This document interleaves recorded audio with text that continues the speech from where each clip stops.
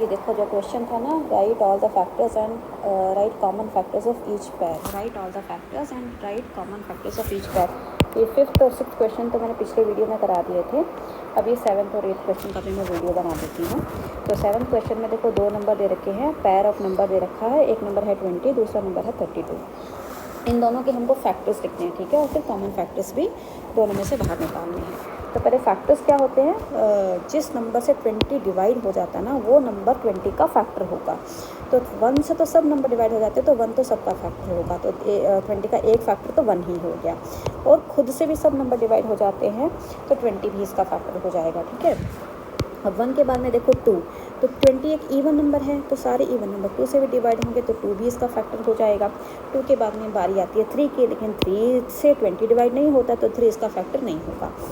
अब आता है 4, 4 5 आर 20 होता है ना, तो मतलब 4 भी इसका फैक्टर हो जाएगा और 5 भी इसका फैक्टर हो जाएगा।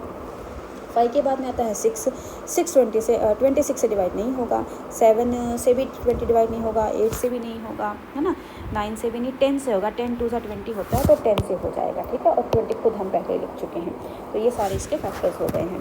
अब 32 के देखो, पहले तो 1 हो जाएगा और 32 हो जाएगा। अब क्योंकि इवन नंबर है तो 2 भी हो जाएगा। 3 10 सा 30 होता है, फिर 3 11 सा 33 होता है, तो 32 3 से डिवाइड नहीं होता है, ठीक है, तो इसलिए 3 नहीं आएगा यहाँ पे।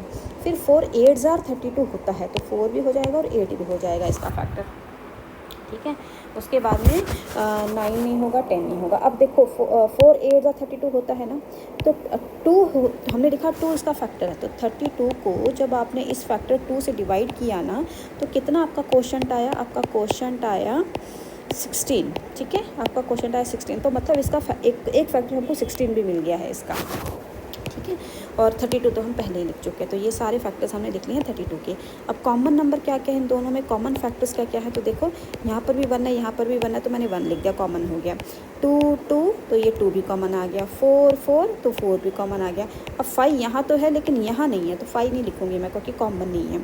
10 यहाँ पर है, यहाँ पर नहीं है। 20 यहाँ पर है, यहाँ पर नहीं है। 8 यहाँ पर है, यहाँ पर नहीं है। 16 यहाँ पर है, यहाँ पर नहीं है। 32 यहाँ पर है, यहाँ पर नहीं है। तो मुझे और कोई भी नंबर कॉमन नज़र नहीं आ रहा, ठीक है। ओनली मेरे को 3 नंबर ही कॉमन दिखे दोनों के फैक्टर्स में। कौन से कॉमन फैक्टर्स है, 1 और 2 और 4, तो इनके कॉमन फैक्टर्स हो जाएंगे। अब 8th क्वेश्चन है 40 और 48। तो पहले अच्छा चलो ठीक है, पहले 40 के लिख लेते हैं। तो 40 के 1 तो सबका होता है और 40 भी खुद को सबका होता है, ठीक है। अब इवन नंबर है 40, तो 2 भी हो जाएगा। अब जब आप 40 को 2 से डिवाइड करोगे तो आपका क्वेश्चन कितना आएगा, आपका क्वेश्चन आएगा 20, ठीक है ना, तो इसलिए 20 भी इसका एक फैक्टर हो जाएगा, ओके। फिर 40 को आपने 3 से डिवाइड होगा नहीं 40, है ना, 3 से डिवाइड करोगे तो कुछ रिमाइंडर बचेगा, 0 नहीं आएगा। 3 10 सा 30 होता है, और 3